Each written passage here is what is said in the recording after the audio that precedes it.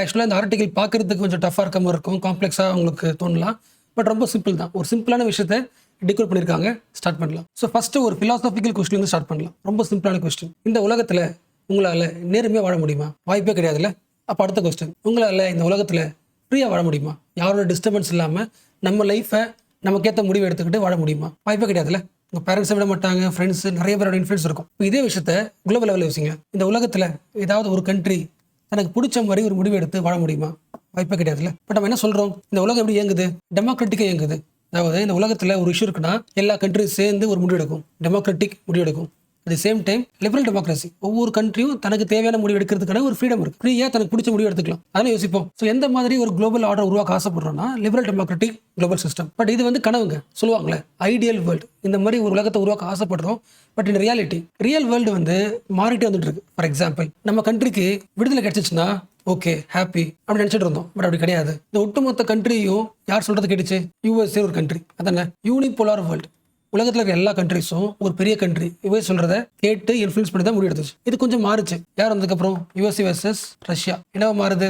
Bipolar வேர்ல்டா மாறுது. But அது நமக்கு பிடிக்கல. என்ன ரீசன்? யூஎஸ்ஏக்கு அப்போஸ்டா வந்துட்டான். பட் ரஷ்யாவும் இன்ஃப்ளூயன்ஸ் பண்றாங்க, யூஎஸ் இன்ஃப்ளூயன்ஸ் பண்றாங்க. இப்போ இந்த இன்ஃப்ளூயன்ஸ் வந்து வெளியே வரணும்ல.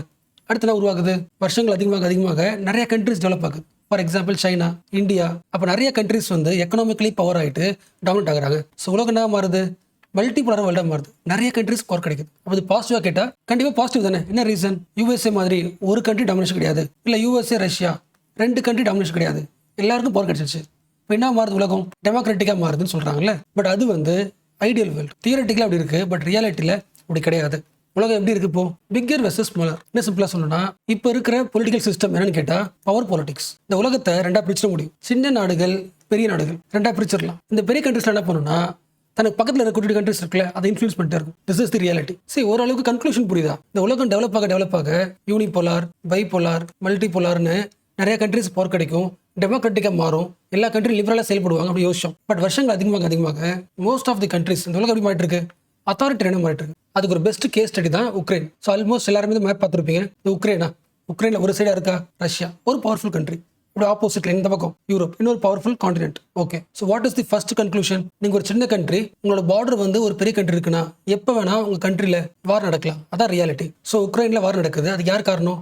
ரஷ்யா. அடுத்த பாயிண்ட், ரஷ்யா ஏன் வார் பண்ணுது? அதோட அல்டிமேட் எய்ம் என்ன? கண்டிப்பா என்ன கிடையாது, உக்ரைனோட லேண்டை பிடிக்கிறது எய்ம் கிடையாதுல்ல. ஃபார் எக்ஸாம்பிள், இப்போ நாளைக்கே வந்து பயங்கர சண்டை போட்டு உக்ரைனில் பாதி இடத்த அவங்க பிடிச்சிட்டாங்கன்னா நாளைக்கே ரஷ்யா வந்து உலகத்தோட பெரிய பணக்காரனா மாறிடுமா? அப்படி கிடையாதுல்ல. இப்போ மெயின் இன்டென்ஷன் என்ன? ஃபர்ஸ்ட் பார்த்தோம்ல, பவர் பாலிடிக்ஸ். நாளைக்கு யோசிக்க முடியுதா? உக்ரைன் என்ன முடிவு பண்ணுது? நான் வந்து வெஸ்டர்ன் கண்ட்ரி சொல்ற மாதிரி டெமோக்ராட்டிக் கண்ட்ரியா மாற போறேன். உலகத்தில் இப்போ எல்லா கண்ட்ரிஸுமே டெமோக்ராட்டிக் சொல்லிப்பாங்க, பேப்பரில் இருக்கும். ஃபார் எக்ஸாம்பிள், ரஷ்யாவை தான் சொல்லுவாங்க. ரஷ்யாவோட அஃபிஷியலாக பார்த்தீங்கன்னா டெமோக்ராட்டிக் கண்ட்ரி தான். பட் ஒரே ஆள் 10 வருஷமா 15 வருஷமா 20 வருஷமா இருக்காங்க, பிரச்சனை இருக்காங்க. என்ன ரீசன்? தியரட்டிக்கலி டெமோக்ராட்டிக் உலகத்தில் எல்லா கண்ட்ரிஸுமே. பட் ரியாலிட்டியில் வரும்போது அப்போசிஷன் பார்ட்டியை சப்ரஸ் பண்ணுவாங்க, பிரஸுக்கு ஃப்ரீடம் இருக்காது, டிரான்ஸ்பரன்சி இருக்காது, அக்கௌண்டபிலிட்டி இருக்காது. அப்போ லெட்டரில் பார்க்கறதுக்கு டெமோக்ராட்டிக்காக இருக்கும். பட் ரியாலிட்டியில் அத்தாரிட்டேரியன் கவர்மெண்ட். அத்தாரிட்டி, ஒரு ஆளோட அத்தாரிட்டி இருக்கும். இப்போ உக்ரைனில் அப்படி தான் இருந்துச்சு. 10 வருஷம் 15 வருஷம்லாம் பிரச்சனை இருக்காங்க. அந்த ஸ்டைலை மாற்றுறதுக்கு ஆசைப்படுறாங்க. யாரு? உக்ரைன். நீ எடுத்த முடிவு கரெக்டு. பட் நீ வந்து சின்ன கண்ட்ரி, உன்னோட பார்டரில் பெரிய கண்ட்ரி இருக்கு. பட் நீ என்ன பண்ற? நான் டெமோக்ரஸியா மாற போறேன், நேட்டோவில் ஜாயின் பண்ண போறேன் அப்படின்னு அர்த்தம். யூஎஸ்ஏ பக்கம் போக போறேன். இந்த எல்லா விஷயமும் ரஷ்யாவை டெம்ப்ட் பண்ணும். ரஷ்யாவை டெம்ப்ட் பண்ணுது. ரஷ்யாவில் இருக்கிற மாடல் வந்து அத்தாரிட்டேரியன். அப்ப தன்னோட கண்ட்ரில என்ன பொலிட்டிக்கல் சிஸ்டம் இருக்கோ அதே மாதிரி சிஸ்டம் தான் பக்கத்தில் பார்டர் கண்ட்ரிஸ்ல இருக்கணுன்றது யாரோட ஆசை இருக்கும்? பெரிய கண்ட்ரியோட ஆசை இருக்கும். அதான் என்னது? Power politics. மீனிங் புரிஞ்சா? ஒரு கண்ட்ரியை சண்டை போடுறதுக்கு லேண்டு தான் காரணம்ன்றதுல பழைய காரணம். இப்போ என் பக்கத்தில் இருக்க கண்ட்ரி வந்து நான் சொல்ற பாலிடிக்ஸ் கேட்க மாட்டேங்குது, வேற ஒரு பாலிடிக்ஸ் பக்கம் போகுது. அது வந்து என்னோட பவர் என்ன பண்ணும்? குறைக்கும். யோசிக்க முடியுதா? இன்னைக்கு என்ன பண்ற? ஒரு நாட்டில் அமெரிக்கா சொல்றதை கேட்டு liberal democracy, election method, transparency, accountability கொண்டு வர போறேன். ஓகே, மக்கள் அதை பேச ஆரம்பிப்பாங்க. அடுத்து என்ன ஆகும்? அந்த வாய்ஸ் வந்து எங்க ஊர்ல என்ன ஆகும்? ஸ்ப்ரெட் ஆகும். அந்த வாய்ஸ் என்ன பண்ணும்? ரஷ்யாவை வீக் ஆக்கும். அப்ப எங்களை வீக் ஆகும்னா நான் உன்னை விடுவேனா? இல்ல நீ வேற கண்ட்ரி அப்படி யோசிப்பனா? இன்ஃப்ளூயன்ஸ் பண்ணுவேன். அப்போ ஒரு பெரிய நாட்டு பக்கத்தில் நீங்க இருக்கிறீங்கன்னா, பெரிய நாட்டோட இன்ஃப்ளூயன்ஸ் இல்லாம நீங்க இருக்கணும்னா அதுக்கு பிடிச்ச மாதிரி ஐடியாலஜில தான் நீங்க இருக்கணும். It is the best case study of Ukraine. So again சொல்லுங்க பார்க்கலாம். இந்த ரஷ்யா உக்ரைன் கேஸ் ஸ்டடியில இருந்து என்ன பாயிண்ட் தெரிஞ்சுக்கிட்டோம்? இந்த உலகம் வருஷங்கள் அதிகமாக எல்லா கண்ட்ரியும் டெமோக்ராட்டிக்காக மாறும், லிபரலாக செயல்படும், ஃப்ரீயாக முடிவு எடுத்துக்கலாம் அப்படி ஒரு டெவலப்மெண்ட் பார்க்குறோம்ல. அந்த டெவலப்மெண்ட் லீனியேஜில் போகல. இந்த உலகத்தோட ஃபியூச்சர் எதை பொறுத்து இருக்கு? இந்த பவர்ஃபுல் கண்ட்ரிஸ் இருக்காங்களே, அந்த பவர்ஃபுல் கண்ட்ரிஸ் என்ன ஐடியாவில் ஒர்க் பண்ணுறாங்க அதை பொறுத்து தான் இருக்கு. ஃபார் எக்ஸாம்பிள், இது உக்ரைன் பக்கத்தில் இருக்கிற ரஷ்யாவோட கவர்னன்ஸ் மெக்கானிசம் என்ன? Authoritarian governance. ஒரே ஆள் 5 வருஷம் 10 வருஷம் 15 வருஷம் ஆட்சியில் இருந்திருப்பாங்க. என்ன பேரில்? டெமோக்ரஸின்ற பேரில். மீனிங் புரியுதா? நீ உன்னோட கண்ட்ரியை லிபரல் டெமோக்ரஸின்னு சொல்லிப்பேன். எதை வச்சு? இங்கே பாருங்க, நான் பிரைம் மினிஸ்டர் ஆயிருக்கேன், பிரசிடென்ட் ஆயிருக்கேன். என்ன ரீசன்? எலெக்ஷன் நின்று மக்கள் ஓட்டு போட்டு தான் ஆயிருக்கேன். எங்கள் ஊரில் எலெக்ஷன் நடக்குது, ஒவ்வொரு மக்களும் லிபரலா இண்டிபெண்டா ஓட்டு போட்டுருக்காங்க. ஸோ லிபரல் டெமோக்ரஸி அப்படின்னு சொல்லுவாங்க. பட் எலெக்ஷனில் ஓட்டு போகிறதுக்கு நிறைய பார்ட்டிஸ் நிற்கணும்ல. அப்போசிஷன் பார்ட்டி வாய்ஸ் இருக்காது, சப்ரஸ் பண்ணியிருப்பாங்க. பிரஸ்ஸே ஒர்க் பண்ணாது. ஸோ மக்களுக்கு முக்கியமான முடிவு சேராது. செப்பரேஷனாக பவர் இருக்காது. எக்ஸிக்யூட்டிவ், லெஜிஸ்லேட்டிவ், ஜுடிஷியரி ஒர்க்கும் யார் பார்ப்பா? பிரசிடென்ட் பார்ப்பாரு, பிரைம் மினிஸ்டர் பார்ப்பாங்க. எல்லாத்துலேயுமே இன்டர்ஃபரன்ஸ் இருக்கும். பார்க்க லிபரல் டெமோக்ரஸி மாதிரி இருக்கும். அது ஒர்க் பண்ணுற ஐடியா என்னது? Liberal democracy. அதாவது லிபரல் டெமோக்ரஸியோட ஒரே ஒரு விஷயம், எலெக்ஷன்ற ஒரு விஷயத்தை மட்டும் வச்சுக்கும். மற்ற எல்லாத்தையும் கண்ட்ரோல் பண்ணுறோம். எல்லா இன்ஸ்டியூஷனும் கண்ட்ரோல் பண்ணி எலெக்ஷன் வச்சு அந்த எலெக்ஷனில் அவர் ஜெயிக்கிற மாதிரி ஆக்கி ஒரு லிபரல் டெமோக்ரஸி மாதிரி ஒரு போஸ்ட்டை உருவாக்குவாங்க. That is illiberal democracy. அதாவது லிபரல் டெமோக்ரஸியை அழிக்கிறதுக்கான வழிகள்.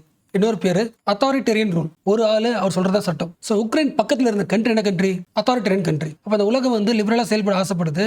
பட் பெரிய கண்ட்ரிஸ் எல்லாமே அத்தாரிட்டேரியனாக மாறும்போது, இல்லிபரலாக மாறும்போது பக்கத்தில் எல்லா கண்ட்ரிஸ் என்ன மாதிரி ஆகணும்? இல்லிபரலாக மாறதுக்கான இன்ஃப்ளூயன்ஸ் இருக்கும். அது ஒரு best example Russia, Ukraine. For example Russia பக்கத்தில் பெலாரஸ்னு ஒரு கண்ட்ரி அத்தாரிட்டேரியனாக இருந்துச்சு. மக்கள் போராடுறாங்க. ஸோ ப்ரோ டெமோக்ரஸி ப்ரொடெஸ்ட் நடக்குது. அதை என்ன பண்ணிடுறாங்க? ரஷ்யா அந்த ப்ரொடெஸ்ட்டை சப்ரஸ் பண்ணிடுது. என்ன ரீசன்? டெமோக்ரஸின்ற பேரில், வெஸ்டர்ன் டெமோக்ரஸின்ற பேரில் யூஎஸ் இன்ஃப்ளூயன்ஸ் வந்துடும். நம்ம பார்டரில் இருக்கிற ஒரு கண்ட்ரி, அப்போ நம்ம பிடிச்ச கவர்மெண்ட் இல்லாமல் வேற கவர்மெண்ட் வந்துச்சுன்னா நம்மள இன்ஃப்ளூயன்ஸ் பண்ணோம், நம்ம வீக் ஆகிடும். ஸோ பெலாரஸ்ல அத்தாரிட்டரி கவர்மெண்ட் தான் இருக்குது. அப்போ ஒரு பெரிய கண்ட்ரி எதை உருவாக்கிருக்கு? அத்தாரிட்டரியன் கவர்மெண்ட் தான் என்கரேஜ் பண்ணியிருக்கு. அடுத்த எக்ஸாம்பிள் ரஷ்யா பார்டரில் இருக்கிற கசகஸ்தான். இங்கேயும் சேம் ப்ரோ டெமோக்ராட்டிக் மூவ்மெண்ட் நடந்துச்சு. ரஷ்யா என்ன பண்ணுது? அதை சப்ரஸ் பண்ணுது. So what is the conclusion? Russia பக்கத்தில் பார்டரில் இருக்கிற எந்த கண்ட்ரியும் டெமோக்ரஸி பற்றி பேசினா அந்த கண்ட்ரிக்குள்ளே யார் வருவா? ரஷ்யா வருவாங்க. என்ன ரீசன்? டெமோக்ரஸின்ற பேரில் யூஎஸ்ஏ உள்ள வர சான்ஸ் இருக்கு, எங்களை வீக் ஆக்கும். அவன் கண்ட்ரிஸ் எப்படி யோசிக்குது? குளோபல் லெவலில் நம்ம பவருக்கு எது இன்ட்ரெஸ்ட்டோ, நம்ம பவர் ஸ்ட்ராங்காக இருக்கிறதுக்கு நம்ம நேஷனலுக்கு என்ன இன்ட்ரெஸ்ட்டோ அந்த இன்ட்ரெஸ்ட் எதாவது முடிவெடுக்கணும். இந்த கண்ட்ரியில் என்ன பொலிட்டிக்கல் பவர் வரணும்னு அந்த கண்ட்ரி முடிவு பண்ண முடியாது. அந்த பெரிய கண்ட்ரியோட இன்ஃப்ளூயன்ஸ் இருக்கும். இப்போ அடுத்து யூஎஸ்ஏ வாங்க. அமெரிக்காவில் இப்போ ஃபார்ம் ஆன கவர்மெண்ட் என்ன government? Authoritarian government, conservative government. Similar to Russia. Russia எப்படி கொஞ்சம் இன்ஃப்ளூயன்ஸ் பண்ணி நிறைய ஸ்மாலர் கண்ட்ரிஸை அத்தாரிட்டரியாக வச்சிருக்கோம். இப்போ யூஎஸ் என்ன பண்ணும்? ஓரளவுக்கு லிங்க் பண்ண முடியுதா? குளோபல் பொலிட்டிக்கல் சிஸ்டம் எப்படி மூவ் ஆகிட்டு இருக்குன்னு நம்ம லாஸ்ட் கிளாஸ் பார்த்தோம்ல. யூஎஸோட வைஸ் பிரசிடென்ட். யூரோப்பில் இருக்கிற எந்த கண்ட்ரியில் ரைட் விங் பார்ட்டி இருக்கும், கன்சர்வேட்டிவ் பார்ட்டி இருக்கும், அதாவது ஆன்டி இமிகிரேஷன் சப்போர்ட் பண்ணுதோ அந்த ரைட் விங் பார்ட்டியை மட்டும் தான் நாங்கள் சப்போர்ட் பண்ணுவோம். யூரோப்பில் ரொம்ப காலமாக லிபரல் டெமோக்ரஸி அப்படின்னு சொல்லிட்டு இருக்காங்க. இந்த யூரோப்பில் லிபரல் டெமோக்ரஸிலிருந்து நாங்கள் லிபரேட் பண்ண போகிறோம். யாரோட அனௌன்ஸ்மெண்ட்? யூஎஸ்ஏவோட வைஸ் பிரசிடென்ட்டோட அனௌன்ஸ்மெண்ட். அப்போ எந்த கண்ட்ரி இப்போ அத்தாரிட்டரியனாக மாறுதோ, இல்லிபரலாக மாறுதோ அந்த கண்ட்ரிக்கு சப்போர்ட் கிடைக்கும். யார்கிட்ட இருந்து? யூஎஸ்ஏ கிட்ட இருந்து, புட்டின் கிட்ட இருந்து. ஃபார் எக்ஸாம்பிள் ஹங்கேரியோட பிரைம் மினிஸ்டர் அவங்க கண்ட்ரியை லிபரல்ல இருந்து இல்லிபரலாக மாற்றுறாங்க. அதாவது ஒரு ஆள் சொல்கிறது தான் அந்த கண்ட்ரி கேட்கணும். அத்தாரிட்டரியாக மாற்றுறாங்க. That country supported by Putin and also by Trump. So ஓரளவுக்கு இல்லிபரலாக புரிஞ்சிச்சா? எலெக்ஷன் நடக்கும், பட் அதே கவர்மெண்ட் மறுபடியும் ஆட்சி பிடிக்கிற மாதிரி மற்ற எல்லாத்தையும் என்ன பண்ணுவாங்க? சப்ரஸ் பண்ணிட்டு எலெக்ஷன் வைப்பாங்க. For example media, court, opposition party இதெல்லாத்தையும் என்ன பண்ணுவாங்க? சப்ரஸ் பண்ணுவாங்க. அப்போ குளோபல் லெவலில் நிறைய கண்ட்ரீஸில் அத்தாரிட்டரியன் கவர்மெண்ட் வர்றது என்ன ப்ராப்ளம் ஏற்படுத்தும்? ஒரு குளோபல் லெவல் கான்ஃபிடன்ட் நடக்குதுன்னா அந்த இஷ்யூக்கு முடிவு எடுக்கும் போது டெமோக்ராட்டிக்காக எடுக்க முடியாது. அவங்க பிடிச்ச மாதிரி ஃபாலோ பண்ணுவாங்க. They don't follow the international rules. அப்போ ரூல்ஸை ஃபாலோ பண்ணலன்னா டெமோக்ராட்டிக் ஆர்டர் இருக்காது. ஹியூமன் ரைட்ஸ் சப்ரஸ் செய்யப்படும். அப்போ மல்டிபோலார் வேர்ல்டு நிறைய கண்ட்ரிஸ் பவர் கிடைச்சதுல, இந்த மல்டிபோலார் கண்ட்ரீஸ்ல என்ன ஆயிடுச்சுன்னா மல்டி அத்தாரிட்டரியனா மாறிடுச்சு. ரஷ்யாவில் புட்டின், யூஎஸ்ல ட்ரம்ப், இஸ்ரேலில் நெத்தன்யாகு, இந்தியாவில் மோடி, ஹங்கேரியில் ஆர்பன், சைனாவில் ஜின்பிங். இந்த எல்லா கண்ட்ரிஸும் ஒவ்வொரு ஆங்கிளில் அந்த கண்ட்ரியில் உருவாக்குறது அத்தாரிட்டரியன் கவர்மெண்ட். ஃபார் எக்ஸாம்பிள் சைனாவில் ஒன் பார்ட்டி டிக்டேட்டர்ஷிப், ரஷ்யாவில் எலெக்ஷன் நடக்கிறது இல்லை, யூஎஸ்ல ஃபார்ம் ஆனதும் right government, anti immigration, anti democratic. Netanyahu இஸ்ரேலோட நேஷனலிசம்ன்ற பேரில் இன்னொரு கண்ட்ரியை அட்டாக்கிங். மோடி இந்தியாவில் ஹிந்து நேஷனலிசம். ஆர்பன் வந்து ஹங்கேரியில் எலெக்ஷன் நடத்துறாங்க, பட் அத்தாரிட்டரியன். இப்போ உலகம் முழுக்க மல்டி கண்ட்ரிஸ் எல்லாமே, மல்டி பவர் கண்ட்ரிஸ் எல்லாமே அத்தாரிட்டரியனாக மாறும்போது குளோபல் எப்படி இருக்கும்? அப்போ இந்த உலகத்தை அத்தாரிட்டரியனாக மாற்றுறதுல யாரோட இன்ஃப்ளூயன்ஸ் இருக்கு? இந்தியாவும் ஒரு பார்ட்டாக இருக்கு. இந்தியாவிலையும் ஹிந்து நேஷனலிசம், மைனாரிட்டியை பயத்தில் வச்சிருக்கிறது, இன்ஸ்டிடியூஷன்ஸை வந்து வீக்கெண்ட் பண்ணுறது, ஃப்ரீ ஸ்பீச்சை கண்ட்ரோல் பண்ணுறது. ஸோ இந்தியாவும் அத்தாரிட்டரியன் மாடலாக மாறிட்டு இருக்கு. So this is the global trend. So நம்ம ஊரில் Hindu majoritarianism, nationalism, terrorising the minorities, free ஸ்பீச்சை கண்ட்ரோல் பண்ணுறது, இன்ஸ்டிடியூஷனை வீக் பண்ணுறது, இது எல்லாமே ஐசோலேட்டட் நியூஸ் கிடையாது. உலகம் முழுக்கவே கொஞ்சம் கொஞ்சமாக எல்லா கண்ட்ரிலையும் டெமோக்ராட்டிக் வேல்யூஸ் நைட்டே இருக்கு, குறைஞ்சிக்கிட்டே இருக்கு. So we have to create the global democratic solidarity. இந்த டேர்ம் கேள்விப்பட்டிருக்கீங்களா? Prisoners of love. இந்த டேர்ம் சொன்னது நான்சி ஃபோல்பர். ரொம்ப சிம்பிளாக சொல்லிட்டாங்க. ஒரு உமன் இருக்காங்கன்னா அவங்க வீட்டில் என்ன வேலைலாம் செய்கிறாங்க? ஹவுஸ் ஹோல்ட் மெயின்டெனன்ஸா, சைல்டு கேர், எல்டர் பீப்புளை பார்த்துக்கிறது, அப்புறம் ஃபேமிலி மெம்பர்ஸ் இருந்தாங்கன்னா அவங்களுக்கு எமோஷனல் சப்போர்ட் தர்றது, சிஸ்டர், பிரதர். ஆனால் உங்களுக்கு தெரியும்ல, அந்த ஹஸ்பண்ட் கிட்ட காசு வாங்கிப்பாங்க, அந்த காசை அவங்க தான் மேனேஜ் பண்ணுவாங்க. Financial management. ஸோ இது வந்து லிஸ்ட் ஆஃப் டியூட்டிஸ் மட்டும் தான். இது ஒன்று நீங்கள் பிரிச்சுன்னா நிறைய இருக்கும். ஃபார் எக்ஸாம்பிள் இந்த ஹவுஸ் ஹோல்டு எடுத்தீங்கன்னா குக்கிங் வருமா, கிளீனிங் வருமா, வாஷிங் வருமா, அயனிங் கிளாத்ஸ் வருமா, இந்த ஒரு டைம் நீங்கள் பிரிச்சுன்னா நிறைய வரும். இப்போ கிளீனிங் எடுத்துக்கிட்டிங்கன்னா முதல்ல ஸ்வீப் பண்ணணும், மாப்பிங் பண்ணணும், டஸ்டிங் பண்ண நிறைய இருக்குல்ல. இவ்வளோ ஒர்க் பண்ணுறாங்களே. ஸோ கண்டிப்பாக ஆவரேஜாக மினிமல் ஒரு நாளைக்கு 7 hours வருமா. ஸோ இவ்வளோ போடுற ஹார்ட் ஒர்க்கை இந்த உமன் வந்து நர்சிங்கில் பண்ணாங்கன்னா, ஒரு ஹாஸ்பிட்டல்லையோ இல்லை ஒரு ஆஃபீஸ்லையோ நர்சிங் ஒர்க் இருக்குல்ல, அந்த ஒர்க்கில் இது பண்ணியிருந்தாங்கன்னா அவங்களுக்கு கிடைக்கிற சேலரி வந்து பயங்கரமாக இருந்திருக்கும். அப்போ இவ்வளோ லேபரை வந்து எக்கனாமிக் போடாமல் வீட்டுக்குள்ளேயே இந்த லேபர் போடுறாங்களே, அதுக்கு என்ன reason? They are the prisoners of love. அந்த வீட்டு மேலே இருக்கிற எமோஷனல் அட்டாச்மெண்ட்டு, சொசைட்டி கொடுத்த டியூட்டி, அதுக்குள்ளே நான் எடுத்து ஆட்டோமேட்டிக்காக அவனோட ஃபுல் லேபரும் அந்த வீட்டுக்குள்ளவே எந்த விதமான ஃபினான்ஷியல் ரெகக்னிஷனும் சோஷியல் ரெகக்னிஷனும் இல்லாமல் லைஃப் முடிச்சுக்கிறாங்களா. ஸோ லவ்வில் பண்ணியிருந்தாலும் இதுவும் என்னது, ஒரு லேபர் தானே. என்ன லேபர்? கேர் லேபரா.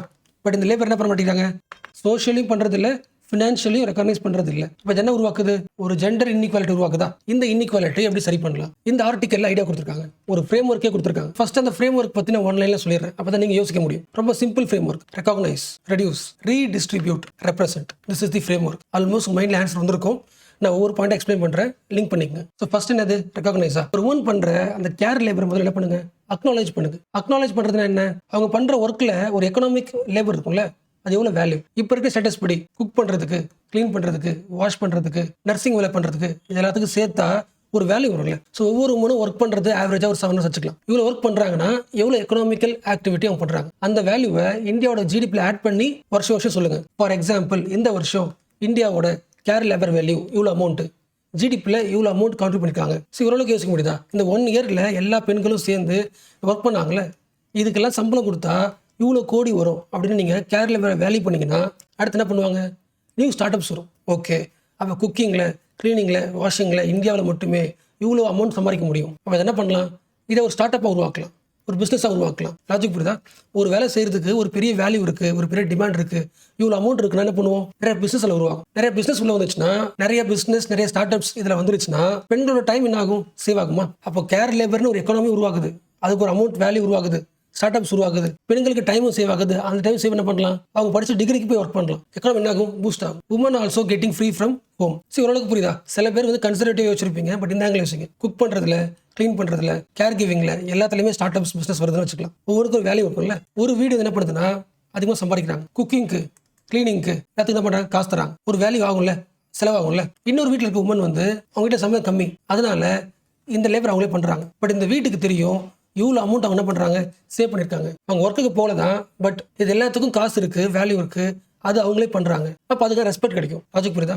டிகிரி படிச்சிருந்தாங்கன்னா அந்த காசுக்கு அந்த கேர் ஒர்க் பண்ணுற கம்பெனி கொடுத்துட்டு, பிஸ்னஸ் கொடுத்துட்டு ஒர்க்குக்கு போகலாம். இல்லை நான் ஒர்க் போகல, இதே ஒர்க் நான் பண்ணுறேன்னு சொல்லும்போது மக்களுக்கு வீட்டில் இருக்கவங்க என்ன தெரியும், இவ்வளோ காஸ்ட் ஆஃப் லேபர் அவங்க பண்ணுறாங்க. அவங்க லேபர் என்ன ஆகும், இது வரைக்கும் இன்விசிபிளாக இருந்தது விசிபிளாக தெரியும், வேல்யூ தெரியும். இதான் ஃபர்ஸ்ட் பாயிண்ட். இப்போ அடுத்த கொஸ்டின், ஜிடிபியில் எப்படி ஆட் பண்ணுறது, எப்படி ரெகக்னைஸ் பண்ணுறது. கவர்மெண்ட் யூஸ்வலாக சர்வே எடுக்குமா, என்எஸ்எஸ்ஓ.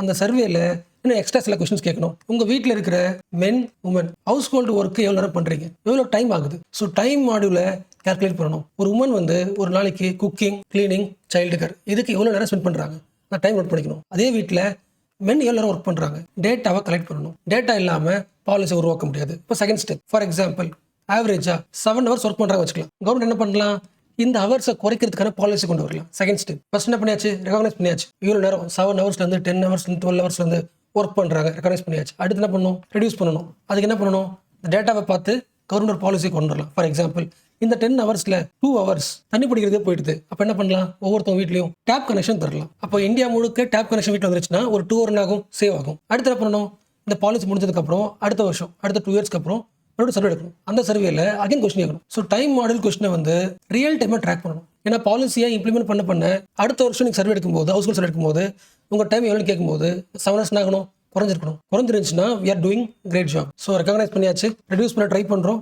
எப்படி பண்ணலாம், டெக்னாலஜிக்கல் அட்வான்ஸ்மெண்ட்டா, எல்லார் வீட்லேயும் வந்து தண்ணி வரணுமா, இது ஒரு டேப் போடுறோமா. அண்ட் ரொம்ப முக்கியமானது கேர் இன்ஃப்ராஸ்ட்ரக்சரில் ஃபோக்கஸ் பண்ணணும். அப்படின்னு அர்த்தம், ஒவ்வொரு ஊர்லேயும் ஒரு சென்ட்ரல் லெவலில் சைல்டு கேர் சென்டர்ஸ் ஒன்று உருவாக்கணும், எல்டர் சப்போர்ட் சென்டர்ஸ் உருவாக்கணும். அப்போ இதுக்கப்புறம் ஃபியூச்சர் பட்ஜெட்டில் இன்வெஸ்ட்மெண்ட் சைடில், இன்ஃப்ராஸ்ட்ரக்சர் இன்வெஸ்ட்மெண்ட்டில் அட்லீஸ்ட் ஒரு 2% காசை இந்த கேர் இன்ஃப்ராஸ்ட்ரக்சருக்கு இன்வெஸ்ட் பண்ணலாம். ஸோ பெண்களோட ஒர்க் என்னாகும், கொஞ்சம் குறையும். மீனிங் புரிச்சா, 2 முடிச்சிருக்கோம், ரெடியூஸ் பண்ணியிருக்கோம், ஒர்க்கை ரீடிஸ்ட்ரிபியூட் பண்ணியிருக்கோம். அதாவது தண்ணி குடிக்க போகிறாங்களா, வீட்டில் டேப் வச்சாச்சா, ஒர்க் குறையுதா, அடுத்து சில எக்ஸ்ட்ரா ஒர்க் இருக்கா, குழந்தை பார்த்துக்கணுமா, கவர்மெண்ட் என்ன பண்ணுது, அதுக்கு ஒரு பாலிசி போட்டு நிறைய இன்ஃப்ராஸ்ட்ரக்சர் உருவாக்குது. அப்போ பெண்கள் பண்ண ஒர்க்கை ரீடிஸ்ட்ரிபியூட் பண்ணுறோம், நிறைய இன்ஸ்டியூஷன்ஸ்க்கு ஸ்ப்ரெட் பண்ணுறோம். ஸோ கேர் இன்ஃப்ராஸ்ட்ரக்சர் மாடலை உருவாக்கணும். கரெக்டாக உருவாக்க கேர் லேபர் ரீடிஸ்ட்ரிபியூட் ஆகிட்டே இருக்கும். அண்ட் லாஸ்ட் பாயிண்ட் உங்களுக்கு தெரியும், ரெப்ரசன்டேஷன். உண்மையாகவே அந்த இன்இக்வாலிட்டி சரி பண்ணணும்னா, ஜெண்டர் லெவலில் ஒரு டிரான்ஸ்ஃபார்மேட்டிவ் வரணும்னா, இந்த பாலிசி டெசிஷன் மேக்கிங்கில் யார் இருக்கணும்?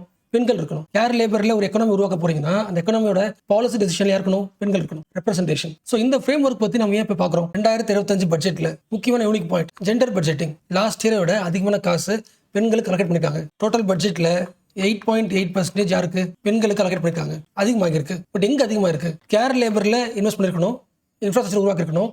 அந்த ஃபியூச்சரிஸ்டிக் விட்டுட்டு கரீப் கல்யாண் அண்ணா யோஜனா இன்னும் சாப்பாடு அதிகமாக எக்ஸ்ட்ரா தரலாம். ஸோ வெல்ஃபேர் ஸ்கீம்ஸ்ல தான் அதிகமான காசு போட்டுருக்காங்க தவிர நியூ ஃபியூச்சரிஸ்டிக் இன்வெஸ்ட்மெண்ட் கிடையாது. ஸோ இவரால் கம்பேர் பண்ண முடியுதா? இந்த ஸ்கீம்ல அலோகேட் பண்ணுறது முக்கியம் தான். பட் அதே அமௌண்ட்டை வந்து இந்த கேர் லேபருக்கு இன்வெஸ்ட் பண்ணியிருந்தீங்கன்னா என்ன பண்ணிருக்கலாம்? இந்தியாவில் பாதிக்கு பாதி பெண்கள் இந்தியாவோட எக்கனாமிக் ஃபோர்ஸா லேபர் ஃபோர்ஸா மாறாமல் இருக்காங்கன்னா அதுக்கு மெயின் ரீசன் என்ன? ஃபர்ஸ்ட் பார்த்தோம்ல, பிரிசனர்ஸ் ஆஃப் லவ். அப்போ இதில் நீங்கள் இன்வெஸ்ட் பண்ணியிருந்தீங்கன்னா நீங்கள் பாதி பேர் என்ன பண்ணலாம்? எக்கனாமிக் ஆக்டிவிட்டியில் உள்ள கொண்டு வந்திருக்கலாம். என்ன எக்கனாமியாக இருக்கும்? பூஸ்டாக இருக்கும். சரி, உங்களுக்கே தெரியும்ல 7 ஹவர்ஸ்ன்றது ரொம்ப கம்மி தானே. ரியாலிட்டியில் இருக்கும் 17 to 19 ஹவர்ஸ்.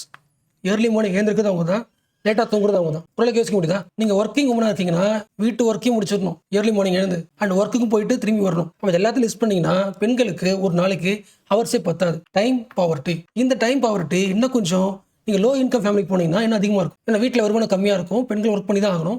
ஸோ ஒர்க்குக்கும் போவாங்க, வீட்டு வரைக்கும் போவாங்க, டைம் இருக்காது. Time poverty. ஸோ பெண்களுக்கு ரெஸ்ட் எடுக்கிற ஃப்ரீ டைம் கிடையாது. ஒருவேளை ஒர்க் பண்ணாங்கன்னா அந்த ஒர்க்கை இம்ப்ரூவ் பண்ணிக்கிறதுக்கு, கரியர் இம்ப்ரூவ் பண்ணிக்கிறதுக்கு எக்ஸ்ட்ரா எஜுகேஷன், அதுக்கு எக்ஸ்ட்ரா டைம் கிடையாது. அவங்களோட ஹாபிஸ்க்கு, ஸ்கில் டெவலப்மெண்ட்டுக்கு, செல்ஃப் கேருக்கு இவ்வளோ விஷயம் பண்ணுறதுக்கு என்ன கிடைக்கல? டைம் கிடைக்கல. அப்போ அந்த டைம் பாவர்ட்டி சரி பண்ணணும்னா ஒரே விஷயம், இந்த ஃப்ரேம் ஒர்க்கில் ரீடிஸ்ட்ரிபியூஷன் பார்த்தோம்ல, அதை இன்னும் கொஞ்சம் ரிஃபைன் பண்ணணும். கவர்மெண்டோட பாலிசியில் முக்கியமாக லேபர் பாலிசியில் ஒரு ஃப்ளெக்சிபிலிட்டி கொண்டு வரணும். அதாவது ஒர்க் பண்ணுற டைம் இருக்குல்ல, அந்த டைமிங்கில் வந்து ஃப்ளெக்சிபிள் டைமிங் உருவாக்கணும். மென்னும் சைல்டு கேர் பார்த்துக்கிறதுக்கு ஒரு ஃப்ளெக்சிபிள் டைமிங் உருவாக்கணும். So flexible hours, flexible family leave இது உருவாக்குனா தான் ஒர்க் என்ன ஆகும்? ரீடிஸ்ட்ரிபியூட் ஆகும். இப்போ பார்க்க போகிற டாபிக் வந்து நம்ம டெய்லி லைஃப்பில் நடக்கிற எக்ஸ்பீரியன்ஸ். கண்டிப்பாக எல்லாரும் லைஃப்லையும் இதை கிராஸ் பண்ணியிருப்போம். ரொம்ப சிம்பிள் எக்ஸாம்பிள், நம்ம ஃப்ரெண்டு கூட ஏதோ ஒரு ஆப்பில் சேட் பண்ணியிருப்போம். அந்த சேட் முடிஞ்சு அந்த ஆப்லேருந்து வெளியே வந்ததுக்கப்புறம் வேற ஒரு ஆப் யூஸ் பண்ணும்போது, ஃபார் எக்ஸாம்பிள் யூடியூப்ல வீடியோ பார்க்கும்போது நம்ம எதை பற்றி பேசணுமோ அது சேம் இன்ஃபர்மேஷன் பற்றி என்ன வரும்? ஆடு வரும்ல, நிறைய ஆடு நீங்கள் பேசுனதை பற்றி வரும். So what is the conclusion? இந்த ஆப்காரன் நம்மளை பற்றின இன்ஃபர்மேஷனை இவங்கிட்ட எப்படி இருக்கா? வித்துருக்கா, நம்மளோட பர்மிஷன் இல்லாமல். இதெல்லாம் ரியாலிட்டி. ஃபர்ஸ்ட் ஒரு ஷாக்கிங்காக இருந்திருக்கும், இப்போ ரியாலிட்டி. அப்போ நமக்கு பிடிச்ச மாதிரியே ஆடு வருது, வீடியோ வருது, டேட்டாஸ் வருது அப்படின்னா என்ன அர்த்தம்? உங்களோட ஆன்லைன் பிஹேவியர் மானிட்டர் செய்யப்படுகிறது. நீங்கள் ஒவ்வொரு விஷயம் பேசுகிறதும் சேட் பண்ணுறதும் எல்லா டேட்டாவையும் கலெக்ட் பண்ணுறாங்க. கலெக்ட் பண்ணதுக்கப்புறம் அனலைஸ் பண்ணுறாங்க. அனலைஸ் பண்ணி முடிச்சதுக்கப்புறம் உங்களோட பிஹேவியர் டேட்டா, அதாவது உங்களோட டேஸ்ட் என்ன பண்ணுறாங்க? உங்களோட பிஹேவியர் டேட்டாவை கண்டுபிடிச்சி அதை இன்னொரு ஆப் கிட்ட விற்கிறாங்க. ஸோ இவர் டேட்டா இஸ் சோல்டா. உங்கள் டேட்டா சோல்ட் ஆகுதுன்னா, உங்கள் டேஸ்ட் சோல்ட் ஆகுதுன்னா உங்களே என்ன பண்ணுறாங்க? உங்களே வித்துடுறாங்க. உங்களை ஒரு டேட்டாவை மாற்றி உங்களை வித்துடுறாங்க. அப்போ இது எல்லாத்துக்கும் ஸ்டார்டிங் பாயிண்ட் என்னது? உங்களோட ஆன்லைன் பிஹேவியரை மானிட்டர் பண்ணுறது என்ன? இதுக்கு பேர் என்ன? சர்வேலன்ஸா? சர்வேலன்ஸ் மட்டும் கிடையாது, சர்வேலன்ஸ் கேபிட்டலிசம். ஒய்? உங்களை மானிட்டர் பண்ணுறது எதுக்குன்னா ப்ராஃபிட் சம்பாதிக்கிறதுக்கு. உங்கள் டேட்டாவை கலெக்ட் பண்ணி அனலைஸ் பண்ணி உங்கள் டேஸ்ட்டை விற்கிறாங்க. உங்கள் behaviour is becoming the product. Meaning புரியுச்சா? உங்களுக்கு எந்த பொருள் விற்கிறது செகண்டரி, உங்கள் டேஸ்ட்டே என்ன ஆகுது? ஒரு ப்ராடக்டா மாதிரி விற்கிறாங்க. டிஃபரன்ஸ் புரியுதுல்ல? உங்ககிட்ட ஒரு பொருளை விற்கிறது வேற, உங்களையே ஒரு ஆப் கிட்ட விற்கிறது வேற. ஸோ சர்வேலன்ஸ் கேபிட்டலிசம் உங்களை என்ன பண்ணுது? டேட்டாவை மாற்றி உங்களே விற்குது. This is the new world economic order. இது வரைக்கும் ஒரு பொருளை வித்துட்டு இருந்தோம், பட் இதுக்கப்புறம் உங்களை விற்கிறதா எக்கனாமி. New economic order. உங்கள் life experience is becoming the ப்ராடக்டா. So surveillance capitalism does not sold the products, it sells you as the product. You have been sold. இதுக்கு மீனிங் புரியுதுல? ஒரு மக்களை விற்கிறது வழியாக அந்த சமூகத்தோட சோஷியல் பிசிக்ஸை மாத்திட முடியும். மீனிங் புரியுதா? இங்க யாருமே கிடையாது, இண்டிவிஜுவல் கிடையாது. இந்த ஊர்ல இருக்கிற ஒவ்வொருத்தவங்களோட லைஃப் எக்ஸ்பீரியன்ஸும் ப்ராடக்டா மாத்தி வித்துட்டா ஒவ்வொருத்தவங்களுக்கும் எதை பார்க்க பிடிக்கும்ன்றது தெரியும். அப்ப நாளைக்கு ஒரு நாள் உங்களோட ஃபோக்கஸை டிஸ்ட்ராக்ட் பண்ண முடியும். யோசிக்க முடியுதா? ஒட்டுமொத்த சமூகத்தையும் நாளைக்கு ஒரு நாளைக்கு அவங்களோட டேஸ்ட் தெரிஞ்சது வழியாக அவங்களோட யூடியூபோட சர்ச் பாக்ஸ் இருக்குல்ல, அது முழுக்க கண்டினியூஸா அவங்களுக்கு பிடிச்சதே பார்க்க வச்சு ரியல் லைஃப் பாலிடிக்ஸையும் ரியல் லைஃப் எக்கனாமியும் டிஸ்ட்ராக்ட் பண்ண முடியும். ஸோ இது வந்து புது வகையான பவர் உருவாக்குது, இன்ஸ்ட்ருமெண்டல் பவர். அடுத்த ஒரு மாசம் நீ என்ன பார்க்கணும்னு பார்க்க வச்சு உன்னை என்ன பண்ண முடியும்? என்னால உன்னை இயக்க முடியும். உன்னை இயக்கிறதுக்கான ஒரு இன்ஸ்ட்ருமெண்ட் என்கிட்ட இருக்கு. என்னது? உன்னோட லைஃப் எக்ஸ்பீரியன்ஸ். அது கம்ப்ளீட்டா என்கிட்ட ப்ராடக்டாகவே வாங்கிட்டேன். ஸோ அடுத்த ஒரு மாதம், அடுத்த ஒரு வருஷம் உங்கள் சொசைட்டியை அவங்க டேஸ்ட்டை வச்சு டிஸ்ட்ராக்ட் பண்ணி வேற ஒரு விஷயத்த பண்ண முடியும். இது யாருக்கு யூஸ்? கவர்மெண்ட்டுக்கு யூஸ். மீனிங் புரிச்சா? என்னோட நாட்டில், என்னோட ஸ்டேட்டில், என்னோட டிஸ்ட்ரிக்ட்ல, இந்த வில்லேஜில் ஒவ்வொரு மக்களோட டேஸ்ட் தெரிஞ்சுக்கிட்டா என்னால் ஈஸியாக என்ன பண்ண முடியும்? இன்ஃப்ளூயன்ஸ் பண்ண முடியும். I got the instrumentation power. என்ன பாயிண்ட் புரியுதா? ஒரு ஆப் வந்து நம்மள ப்ராடக்டா இன்னொரு ஆப்கிட்ட விற்கிறாங்கல்ல, செல் பண்றாங்களே அந்த விஷயத்த கவர்மெண்ட் நினைச்சா தடுக்க முடியும், பட் தடுக்காது. என்ன ரீசன்? அந்த டேட்டா யாருக்கு தேவைப்படுது? எல்லா கவர்மெண்ட்டுக்கு தேவைப்படுது, பொலிட்டிக்கல் கேம்பெயினுக்கு தேவைப்படும். So surveillance capitalism indirectly helpful for state. அப்போ கேபிட்டலிசம் ஸ்டேட் ரெண்டு பேருக்குமே இது யூஸ் ஆகுறதுனால ஃபியூச்சர் முழுக்க your life experience will be extracted, your life experience will be commodified. So இதுக்கப்புறம் உங்களோட திங்கிங்கை இண்டிவிஜுவல் பிரைவேட்ஸ்ல இருந்து அடுத்த லெவலுக்கு சோஷியல் பிசிக்ஸ் லெவலுக்கு யோசிங்க. அதாவது surveillance capitalism will distract the, will divert the, will change the social physics of the community.